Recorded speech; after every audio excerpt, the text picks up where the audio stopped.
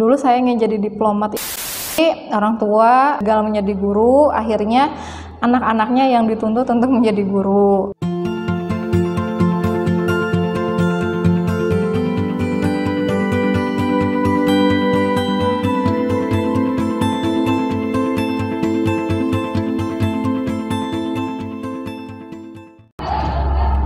Siapa kita?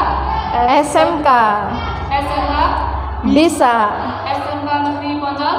bisa hebat berkarakter. Assalamualaikum warahmatullahi wabarakatuh. Selamat siang, perkenalkan, nama saya Kartika Andini Ummu Salamah dari kelas 12 jurusan Akuntansi Keuangan Lembaga. Di sini saya akan mewawancarai salah seorang guru di SMKN Poncol. Langsung saja kita ke beliau. Selamat siang Bu, bagaimana kabarnya? Selamat siang, Nah. Alhamdulillah baik. Nama lengkap dan gelarnya Anda siapa Bu? Nama saya Hanitia Desi, gelar saya SPD GR. Untuk tanggal tempat lahirnya Bu? Saya lahir di Sumedang tanggal 9 Desember 1993. Sekarang berdomisili di mana Bu? Saya domisili di Jalan Lombok nomor 51 di Magetan ya. Untuk riwayat pendidikan Anda Bu, mulai dari TK sampai perguruan tinggi, mungkin bisa disampaikan? Saya TK di TK Al-Wasilah, lalu SD di SD 8 Cicalengka Kabupaten Bandung, SMP di SMP Negeri 1 Cicalengka Kabupaten Bandung, SMA di SMA Negeri 1 Cicalengka Kabupaten Bandung, dan kuliah di Universitas Pendidikan Indonesia mengambil jurusan Tata Boga, lalu lanjut program profesi guru 1 tahun di UPI Bandung. Untuk riwayat pekerjaan Anda Bu, sebelum di SMKN Poncol mungkin bisa diceritakan begitu? Dulu saya setelah lulus menjadi asisten dosen kurang lebih selama 1 tahun, tetapi saya mengundurkan diri karena sepertinya bukan jalan saya di situ gitu. Terus saya akhirnya melamar pekerjaan di SMK Bahagia Bandung pada tahun 2016 sampai 2019 sampai pengangkatan di sini kurang lebih ya 3 tahun. Lalu pada tahun 2018 saya ada istilahnya nyabang ya. Jadi nyabang itu mengajar di 2 sekolah. Saya nyabang di SMK Cipta Skill selama 1 tahun gitu. Akhirnya 2019 ikut tes CPNS, akhirnya lolos dan baru pindah ke sini. Tuh. Untuk profesi selain guru, mungkin istilahnya kayak ikut di organisasi atau aktif di masyarakat begitu Bu? Kalau di sini tidak ya. Di sini saya hanya fokus jadi seorang guru, tapi saya selalu ada kegiatan seminggu 2 kali tuh ikut kegiatan senam ya, kegiatan olahraga gitu.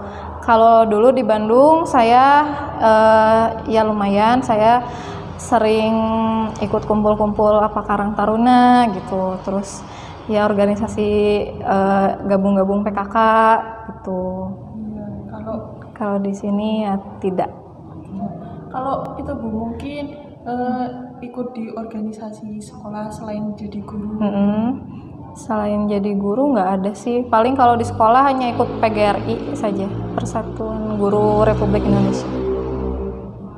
Terus alasan kenapa memilih profesi menjadi guru Bu? Alasannya panggilan hati sih sebenarnya ya. Ya sebenarnya dulu saya nggak mau jadi guru sebenarnya. Dulu pengen banget jadi seorang diplomat gitu atau yang sering-sering ke luar negeri gitu. Nah, tapi orang tua saya dulu gagal menjadi guru, akhirnya anak-anaknya yang dituntut untuk menjadi guru. Dulu saya ingin jadi diplomat itu sampai kursus bahasa Inggris waktu SMA itu. Tapi akhirnya mungkin takdir membawa saya menjadi seorang guru. Saya daftar perguruan tinggi itu masuk ke hubungan internasional di Universitas Padjadjaran Bandung, ternyata nggak keterimanya malah di jurusan Tata Boga di UPI gitu. Jadi sebenarnya panggilan hati sih, karena setelah dijalani ternyata ternyata enak ya jadi guru, asik ya jadi guru, meskipun gajinya nggak seberapa, karena dulu kan saya masih honorer, gajinya nggak seberapa, tapi ternyata lihat murid saya yang saya ajar dulu, lalu dia setelah lulus ngasih kabar, Bu, alhamdulillah saya kerja di hotel A, saya keterima di hotel B, itu rasanya sangat sangat puas gitu loh, kepuasan batin itu ada. Jadi ya panggilan hati sih sebenarnya. Terus untuk suka dukanya menjadi guru, Bu? Banyak sekali ya. Untuk dukanya dulu, kalau dukanya dulu apalagi waktu masih honorer itu gajinya sangat minim ya, kesejahteraan juga kurang gitu.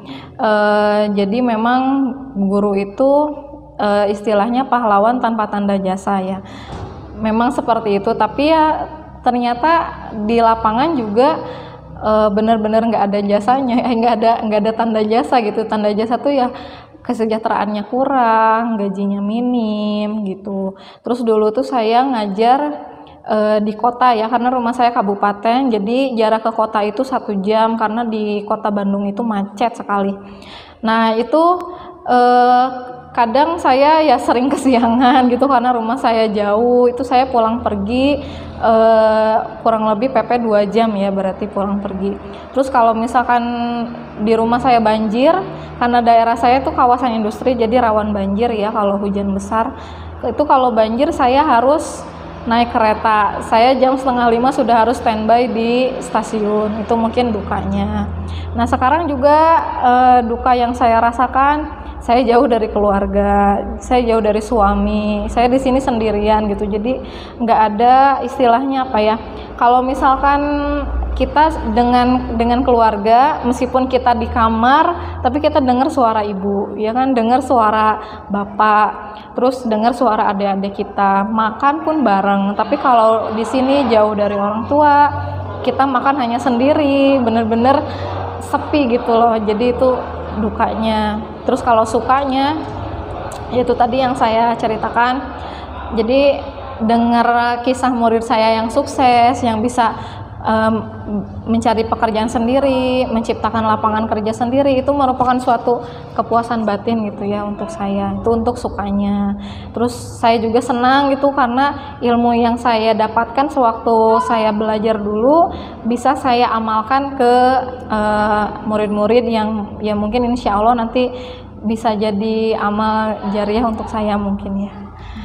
Itu mungkin suka dukanya. Terus kalau boleh tahu itu Anda itu anak tunggal atau masih ada saudara? Masih ada saudara. Saya anak pertama dari 3 bersaudara. Adik saya yang nomor 2 umurnya selisih 3 tahun dengan saya, 24 tahun. Dia sudah menikah, sudah punya anak. Terus adik saya yang bontot itu masih seumuran mbaknya. Sekarang kelas 2 SMK. Iya. Jurusannya, Bu? Tata Busana. Iya. Terus itu, Bu, kan domisili awalnya kan Bandung. Pasti Bandung itu dominan dengan bahasa Sunda, sedangkan di sini itu pakai bahasa Jawa. Iya. Mungkin ada kesulitan dalam berbaur dengan masyarakat maupun murid, Bu? Sangat sulit ya awalnya. Saya awal kesini itu nangis kurang lebih 2 minggu. Saya tiap hari nangis pengen pulang. Tapi akhirnya bisa beradaptasi. Ya nangisnya itu kenapa? Karena jauh dari orang tua kan. Saya nggak biasa merantau di sini dengan suasana yang beda, lingkungan yang beda. Ya saya kaget gitu. Jadi saya nangis terus. Kesulitan lainnya ya dari bahasa. Saya nggak bisa berbaur dengan siswa gitu loh. Karena di sini mungkin dominan siswa itu kurang terbuka dengan orang asing ya. Karena di sini kan jarang ada pendatang kan. Mungkin kalau di kota sudah biasa, tapi kalau di sini ada pendatang itu masih jarang. Jadi mungkin mereka belum bisa terbuka menerima perbedaan itu. Akhirnya ya kurang berbaur. Mungkin anak-anak kalau dengan guru yang lain itu bisa sampai curhat, ketawa-ketawa, tapi dengan saya kayaknya takut gitu loh, kayak yang menghindar gitu dengan saya awalnya. Mungkin ya karena itu perbedaan bahasa, jadi kami kurang dekat. Tapi alhamdulillah sekarang sudah mulai dekat dengan siswa gitu. Siswa sudah ada sudah ada beberapa yang sering curhat ke saya gitu, sering guyon gitu. Nah, terus ya perbedaan yang lain ya tentunya makanan ya. Makanan kalau di sana ya beragam gitu loh. Kalau di sini ada sayur asamnya nggak asam. Sayur asamnya pakai tomat gitu. Terus banyaknya makan botok di sini ya. Terus makan apa lagi ya di sini, botok, urap kayak gitu. Itu perbedaan makanannya. Terus ada cerita nggak Bu tentang perbedaan bahasa dan suku, terlebih dan terkhusus yaitu di Sunda dan Jawa? Banyak ya perbedaan, kayak di sini sampean itu kamu kan, tapi kalau di Sunda sampean itu kaki. Sampean itu kaki. Terus dahar kalau di bahasa Jawa kan halus ya. Kalau di Sunda itu dahar itu kasar, paling kasar gitu. Itu terus banyak sih sebenarnya. Jadi yang di bahasa Jawa itu halus, ternyata di bahasa Sunda itu kasar gitu. Ya mungkin perbedaannya itu, tapi sebenarnya sama artinya, cuman kayak tingkatannya itu yang membuat rada kaget. Terus itu Bu, untuk bahasa, kalau Bu Guru itu guru prediksi antara bahasa Jawa sama bahasa Sunda itu kayak tingkat kesulitannya lebih sulit mana? Lebih sulit bahasa Sunda sih sebenarnya, karena bahasa Sunda tuh lebih banyak tingkatannya gitu. Jadi kayak makan juga banyak istilahnya, ada tuang, neda, dahar, lebok, lolodok. Itu baru dari bahasa Sunda yang Sunda Bandung gitu loh, karena ada beberapa Sunda Banten, Sunda Sukabumi itu banyak gitu. Jadi Sunda tuh banyak ya, kayak Jawa lah, ada Jawa Ngapak, ada Jawa Madura gitu kan, ya sama di sana juga seperti itu. Jadi kalau boleh istilahnya belajar atau sedikit tentang bahasa Sunda. Kalau bahasa Sundanya saya hari ini tidak bisa masuk sekolah karena sakit, itu gimana? Abdi dinten ayeuna teu tiasa lebet sakola kumargi nuju teu damang. Terus kalau di bahasa Sunda itu bahasa Sundanya aku itu apa Bu? Abdi. Oh, abdi. Abdi itu kalau halus abdi, kalau yang formal urang, kalau kasar aing. Aing. Terus kalau itu Bu, seandainya menunjuk kamu atau Anda gitu bahasa Sunda. Kalau ke yang lebih tua anjeun, kalau ke sesama maneh, ya kasar juga maneh. Terus selanjutnya Bu, melalui video YouTube ini apa pesan Anda kepada siswa-siswi yang ada di rumah, terlebih istilahnya khusus SMKN Poncol? SMK Negeri Poncol ya. Sebenarnya siswa-siswa SMK Negeri Poncol itu punya potensi ya, sangat besar potensinya, dan yang menjadi kendala itu adalah kemauan.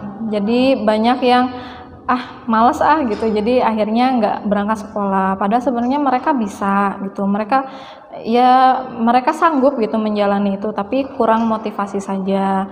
Jadi saya ingatkan anak-anak khususnya harus tetap semangat ya, karena bisa itu ya karena terpaksa. Jadi paksalah diri kamu untuk bisa, jangan malas, jangan banyak terhasut oleh teman-temanmu, saring informasi yang positif saja, yang negatif dihilangkan, mungkin gitu ya.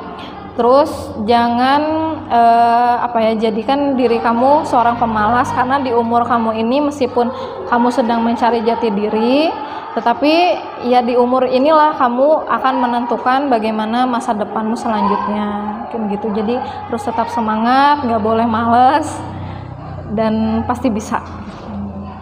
Selanjutnya, tokoh nasional atau dunia yang menginspirasi Anda, Bu, dan mungkin Anda jadikan panutan atau tauladan gitu, Bu. Kalau tauladan tentunya Nabi Muhammad ya. Tapi selain Nabi Muhammad, saya ada tokoh lain. Kalau tokoh yang ada di Indonesia itu Bapak Ridwan Kamil. Dia Gubernur Jawa Barat. Mengapa saya mengidolakan dia? Karena yang pertama dia itu sangat humble gitu. Jadi meskipun dia jabatannya sudah tinggi, tapi dia tidak membuat batasan dengan bawahannya. Terus kalau tokoh dunia yang lain, saya mengidolakan Ibnu Battuta ya. Karena Ibnu Battuta itu dia seorang penjelajah gitu. Jadi dia kemanapun dia pergi, dia pasti akan menggali sebuah ilmu. Jadi ketika dia kembali ke negara asal, dia punya ilmu dari berbagai negara. Nah, saya pengen seperti itu. Semoga Iya, amin. Terus tentunya Anda tahu tentang pewayangan, Bu. Iya. Tokoh pewayangan yang paling pas dengan Anda siapa, Bu? Siapa ya? Cepot mungkin ya. Karena kalau di Sunda itu beda ya wayangnya dengan Jawa. Kalau Jawa kan rata-rata wayang kulit ya. Kalau di sana namanya wayang golek. Jadi kalau di sini kan hanya 2 dimensi, kalau di sana 3 dimensi.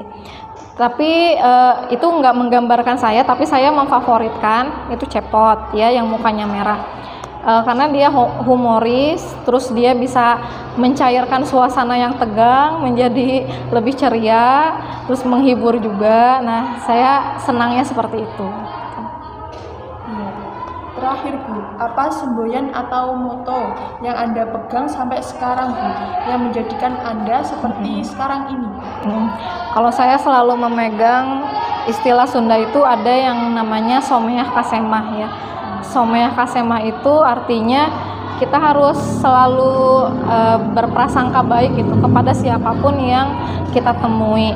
Karena kadang saya tuh misalkan diklat di luar kota ya, saya kan pasti nggak punya teman di sana. Ya saya berbaur aja gitu. Jadi ya selalu berprasangka baik lah ke orang gitu. Jadi tidak selamanya yang kita terlihat jelek itu ya jelek gitu. Ya memang ada beberapa yang kita terlihat baik ternyata aslinya jelek. Ya tapi ya kita jangan dulu menilai ke situ. Jadi ya berprasangka baiklah selalu ke setiap orang.